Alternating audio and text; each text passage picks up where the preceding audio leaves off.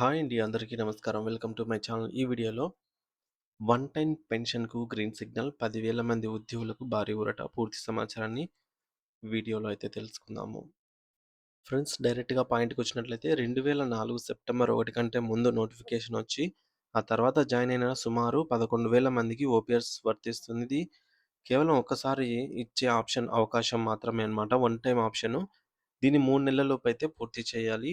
ఎటువంటి రెస్పాన్స్ ఇవ్వకపోతే ప్రస్తుతం ఉన్న సీపీఎస్ పెన్షన్ కాంట్రిబ్యూషన్ పెన్షన్ స్కీమ్‌లోనే కొనసాగింపు అయితే జరుగుతుంది.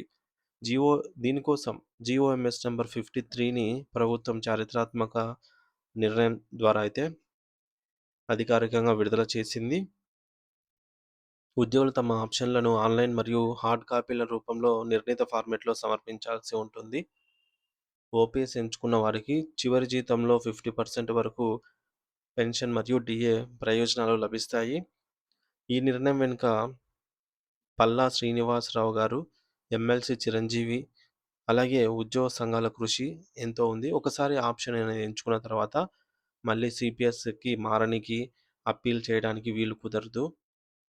సో, మరి 2004 సెప్టెంబర్ 1 కంటే కట్ ఆఫ్ తేదీల వల్ల నష్టపోయినటువంటి ఆంధ్రప్రదేశ్ ఉద్యోగులకు కూటమి ప్రభుత్వం పెద్ద ఊరటనిచ్చింది. నోటిఫికేషన్ పాత పెన్షన్ కాలంలో వచ్చి జాయినింగ్ లేట్ అయినటువంటి సుమారు 11,000 మందిని ఓపీఎస్ పరిధిలోకి అయితే తీసుకురావాలని నిర్ణయించింది. ఇందుకోసం జీవో నంబర్ 53ని జారీ చేస్తూ 3 నెలల సమయం అయితే ఇచ్చింది.